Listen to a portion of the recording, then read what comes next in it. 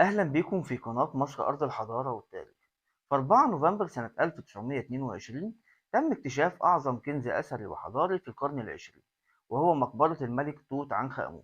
وهي أول مقبرة ملكية توصل لينا كاملة بدون سرقة من لصوص المقابر في العصر الحديث. المقبرة كانت مليانة بالكنوز والقطع الأثرية اللي وصل عددها لأكثر من 5000 قطعة أثرية.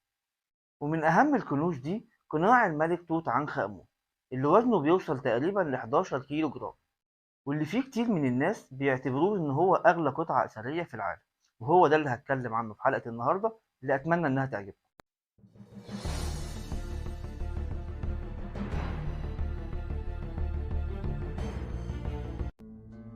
يعتبر قناع توت عنخ آمون أشهر قطعة أثرية في العالم، وقد وجد القناع فوق مومياء الملك،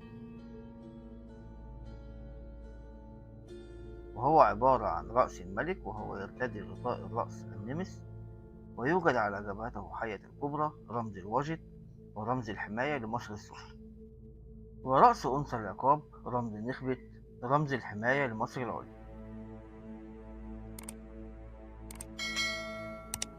ويضع اللحية المعقوفة رمز أوزير رب العالم السفلي، وقد صنعت اللحية من التركواز الأزرق.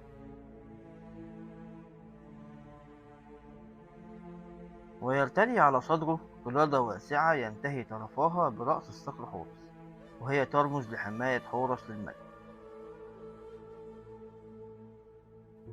وقد طعمت العينان والحواجب.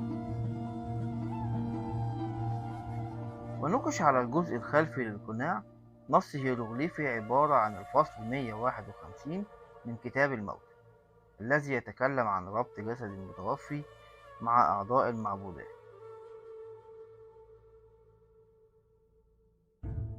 ويوجد ثقبان في أذنيه لوضع الحلق فيهم، ويقال إنه استغرق 70 يوم لصنعه، وهي مدة التحنيط، وده بسبب الوفاة المفاجئة للملك.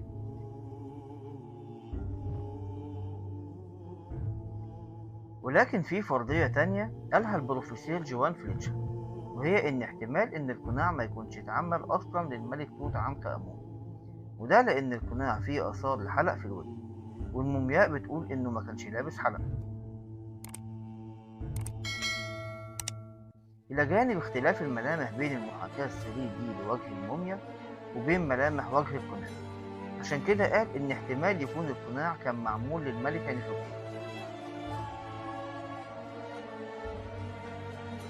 وخصوصا إن اسمها موجود على القناع ولكنه ممسوح، وكمان لأن الذهب المستخدم في القناع غير الذهب المستخدم في باقي أجزاء المقبرة.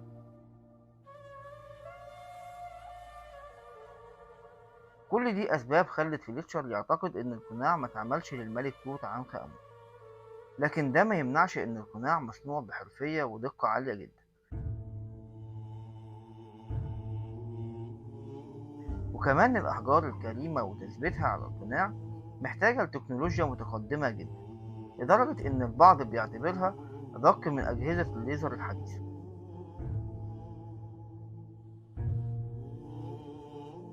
ومن ضمن اللي ذكره فليتشر إن القناع مش قطعة واحدة زي ما كان بيعتقد العلماء، وإن القناع فيه لحامات بتلحم أجزاء القناع ببعض، ولكنها لا تُرى إلا بالأجهزة الحديثة.